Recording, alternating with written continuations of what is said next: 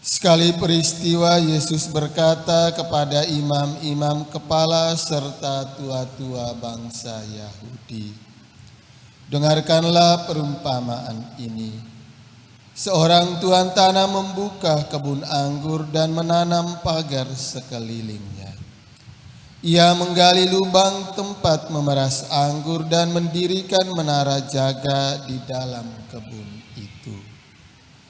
Kemudian ia menyewakan kebun itu kepada penggarap-penggarap lalu berangkat ke negeri lain. Ketika hampir tiba musim petik, ia menyuruh hamba-hambanya kepada penggarap-penggarap itu untuk menerima hasil yang menjadi bagiannya.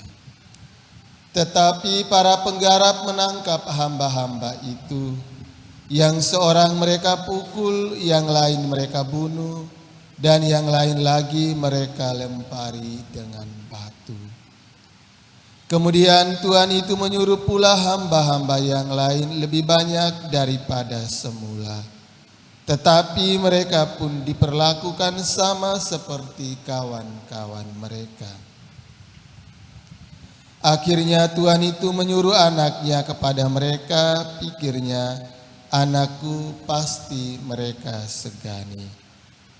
Tetapi ketika para penggarap melihat anak itu, mereka berkata seorang kepada yang lain, ia adalah ahli waris.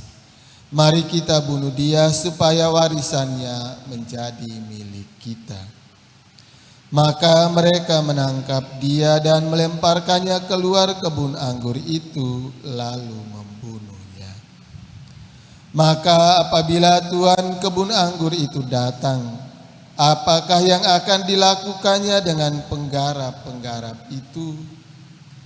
Kata imam-imam kepala dan tua-tua itu kepada Yesus, ia akan membinasakan orang-orang jahat itu, dan kebun anggurnya akan disewakannya kepada penggarap-penggarap lain yang akan menyerahkan hasil kepadanya pada waktunya.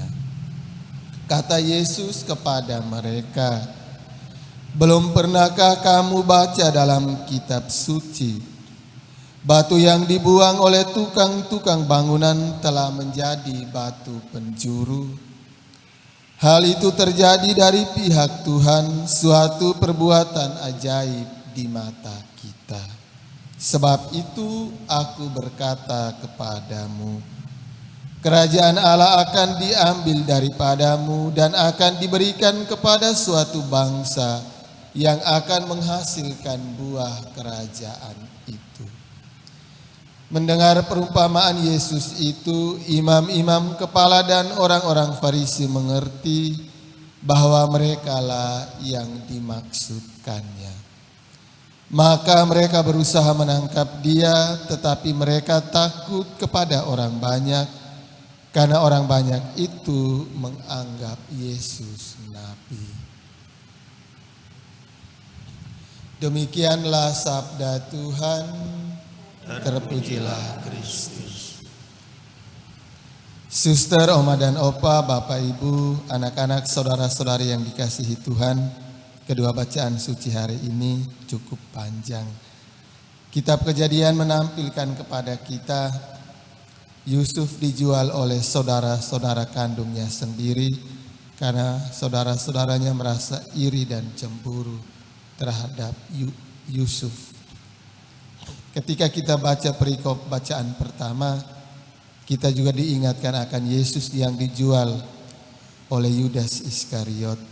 Yusuf dijual saudara-saudaranya dengan harga 20 keping perak, sementara Yesus dijual dengan 30 keping perak.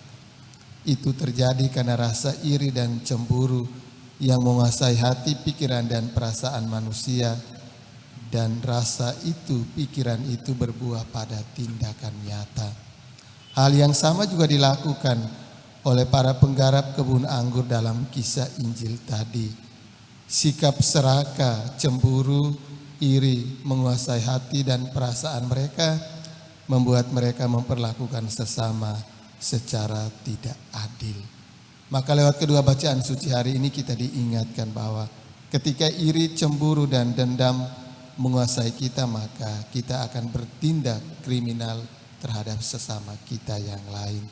Karena mereka dianggap adalah saingan atau musuh, bukan rekan seperjalanan kita. Mari kita mengikis rasa iri dan cemburu itu dengan membenamkan diri dan hidup kita pada kasih Kristus yang senantiasa menghidupkan dan juga menyelamatkan kita.